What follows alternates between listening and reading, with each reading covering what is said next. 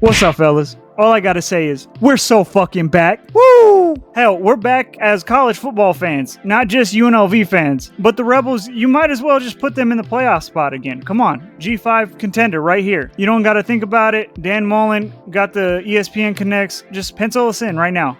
Look, in all fairness, I mean, we gotta be realistic here. That was a good win. Stars of the game gotta be Calandria. Anthony Calandria really played well. And it was kind of weird because before the game, they announced all their captains, and I saw that Orgy was a captain, but he barely played. I don't like what we're doing with him. I think that's kind of wrong. I don't know. It worked this week, though. The only thing Calandria did wrong, I will say, is that arm punt, but if it's an arm punt and it wasn't unintentional, then it is what it is. Jet kind of had a down game. We didn't need him as much as we need him in the first game. He still had 65 yards and a rushing touchdown, so he didn't have the worst game. It's just compared to last week, it wasn't the same, but it was still pretty good. 7 yards a carry. Oh, Jaden Bradley, though, has to be the star of the game. That was a great performance. 6 catches, 125 yards, 1 tud, but 20 per catch? Average? Oh, he balled out. I am so happy to have him on this team. He wasn't the only receiver that did well. JoJo Earl had a pretty good game. D'Angelo Irving had a pretty good game. We got to talk about defensively, though. I'm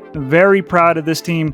Did we have some defensive breakdowns? Yes. Did it look like it was going to be a Paul Gunther special at the beginning? Absolutely. I got super scared when I saw that they were just cutting through us like butter at the beginning of that game. But the defense adjusted, and we really, honestly, looked like what we were promised in the offseason. We were aggressive when we needed to be. Our tackling got better. We did have some breakdowns. Like I said, the 2 fourth down touchdowns that they scored, unacceptable. You can't do that against teams that are good, or even teams that you might think are good. And I'm not saying that as a way to shit on Sam Houston. I hope they'll end up being pretty good.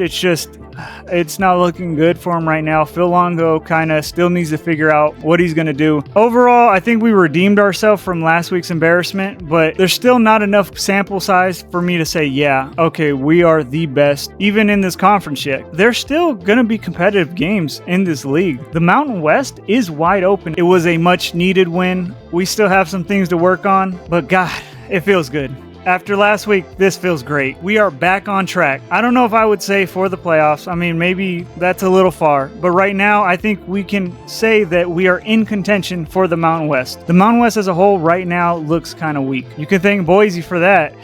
Let's take a minute. Let's laugh at Boise, right? How do you underestimate USF? I get that they weren't the hot team in the offseason, but all you had to do is put on some tape. Byron Brown is a really good quarterback. Dude, he ran over some Broncos. It was crazy. Anyways, that's the past. They ruined it for the Mountain West pretty much. I think we could all blame the Broncos if no one gets in. I think UNLV is going to be okay. I think we got to still see this team in action further for me to really come up with a conclusion on what we can be. I think the ceiling is back to being pretty high, but the floor is still bad. Either way, I'm pumped, though. That was a game that you can look at as a fan and say, okay, we're working towards something. Let's move on to that squash match USC had against Missouri State. This is exactly what I said would happen. I can't really say that it was helpful for either team. Missouri State, they got beat up. USC did what they were supposed to. Jaden looked good. I will say that. I think Jaden looked better than I thought he would. It was a vanilla type of play calling today. I get it, though. Big Ten play coming up soon, so you don't really want to show your hand. Makai Lemon, great game. I think he had 6 catches, played pretty well. Jacoby Lane, he made some big-time catches. USC's running back trio is gonna be special. That's a 3-headed monster in the Big Ten. Wayman Jordan, Eli Sanders, and Brian Jackson could honestly start from most other teams in the Big Ten, maybe outside of the Michigan, Ohio States. Oh, and Penn State. I forgot Penn State. But each of them would start anywhere else. That was super impressive. Our offensive line looked good. Early on, I was starting to get worried, but it fixed itself. Justin T played really well at right tackle. Killian O'Connor at center. That surprised me. He was solid all game. We got the backups in. They were able to get some good experience. Exactly what I wanted. It's just, man, sometimes it makes me question why we play these games because it was never competitive, really. Still, shout out to the Trojans. I feel like this is the type of start you need to possibly go on a run. It's a good weekend for me. That's pretty much it. SC won. The Rebels one, it wasn't hot as shit here. It was great. If we look at some other games before we get out of here, New Mexico made it a game with Michigan for a little bit. Ohio State, Texas. Hey, I called it. I just had a feeling that Texas is a little overrated, I think. Or maybe I should say Arch is a little overrated. He did start to play well at the end, but it was just too little too late. And the Big Ten just kind of owns the SEC right now. I'm not saying that for the future. Right now they do. And of course, we can't forget the best game of the day. Alabama, Florida State. Thank God for college football. This is why you watch college football.